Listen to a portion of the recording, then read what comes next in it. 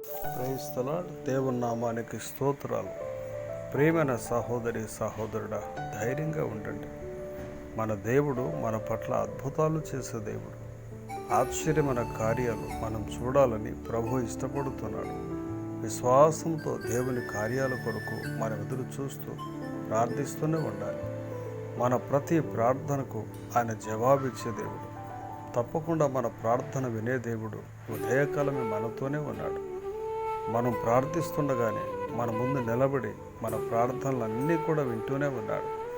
మీ ప్రతి ప్రార్థనకు, ప్రతి కన్నీటి బాష్ప బిందువుకు ఆయన జవాబు ఇవ్వబోతున్నాడు. సమయము ఆసన్నమైంది. నీ దుఃఖాన్ని సంతోషంగా మార్చే సమయము ఆసన్నమైంది.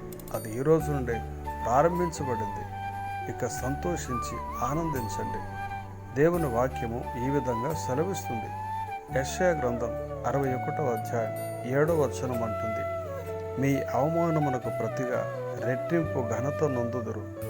నిందకు ప్రతిగా తాము పొందిన భాగమును అనుభవించి వారు సంతోషింతురు. వారు తమ దేశములో రెట్టింపు భాగమునకు కర్తలగుదురు. నిత్యానందము వారికి కలుగును.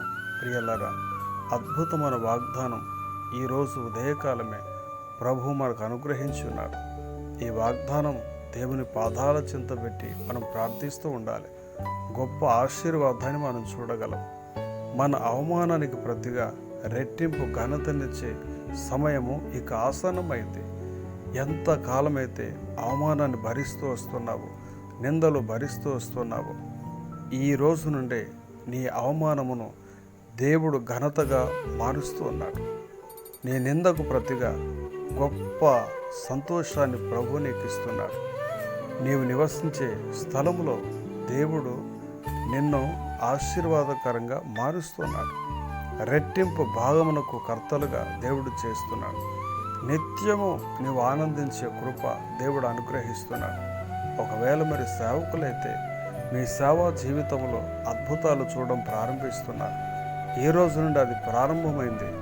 రాబోయే నూతన సంవత్సరం మొదటి దినము నుండి గొప్ప కార్యాలు చూడబోతున్నారు. ఏదైతే మీ జీవితంలో ఇంతవరకు అనుభవించలేదు, దేవుడు ఇక్కడ నుండి అనుభవించేలా చేయబోతున్నాడు. విశ్వాసముతో ప్రార్థించండి.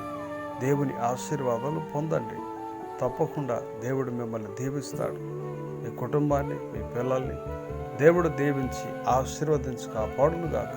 ఆమేన్.